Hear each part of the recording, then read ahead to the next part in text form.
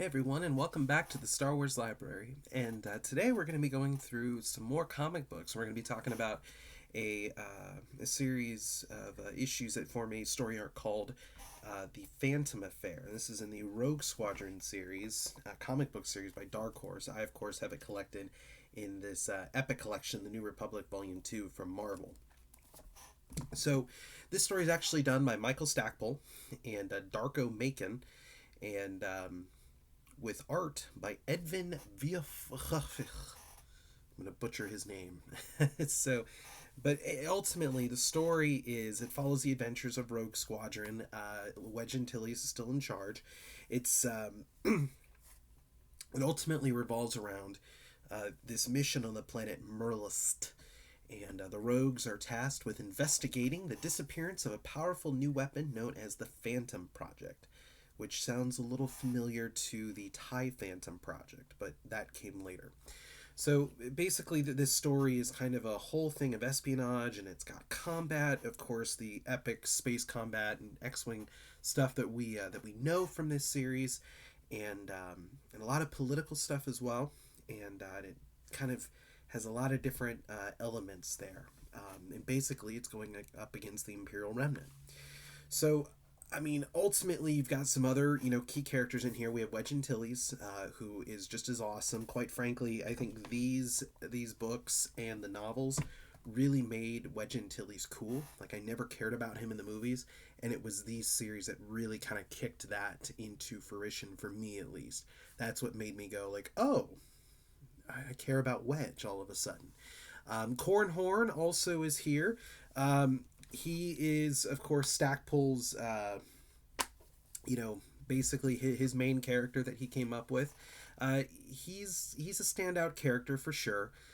He definitely is very good at what he does, but he also has some issues that kind of add some depth here. And then, of course, the supporting characters. You start to feel for them as well. I mean, I think Stackpole does a really good job in this, and in fact, in his X-wing novels, of making you care about all these different characters. And Aaron Alston does the same thing once he takes over the novels, at least, and it's really good stuff. You care about them, you get invested in their personalities and their contributions to Rogue Squadron. The art is good. It's it's definitely vintage-ish.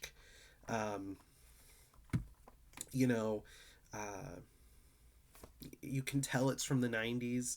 That's not a bad thing, but it definitely is from that era. Like I said, not a bad thing. It's very, very detailed. It's very it feels fast paced, and that's hard to capture sometimes in art. And I think for X-wing books, that's really, really important. So honestly, the plot's pretty good. It's engaging. You're trying to figure out the whole mystery of the project, and that is definitely something that's interesting for me. I think the pacing is pretty good for the most part. Certain plot points sometimes feel a little rushed over, so I don't know if I would say too much that they are, executed well. It ultimately, though, here's the thing. It ultimately is a really good story. I mean, it's definitely one of my favorites from the X-wing series. I think that these comics, I personally prefer the novels, and I think I said this before, but these comics are actually a good read. So I would encourage you to get your hands on them if you could. It's really good stories, and it's really cool to see a visual component of these X-wing, pilots and whatnot, as compared to picturing it in your mind. It's kind of cool to see it in an actual visual thing. So it's a good entry into the EU. Now, is it an essential read for your expanded universe? I'd say no. It's not essential, but I do think it is really good, and I think that you should check it out if you are interested at all, even in the slightest. I think that they are all pretty good books. So The Phantom Affair, I would say definitely go check that out.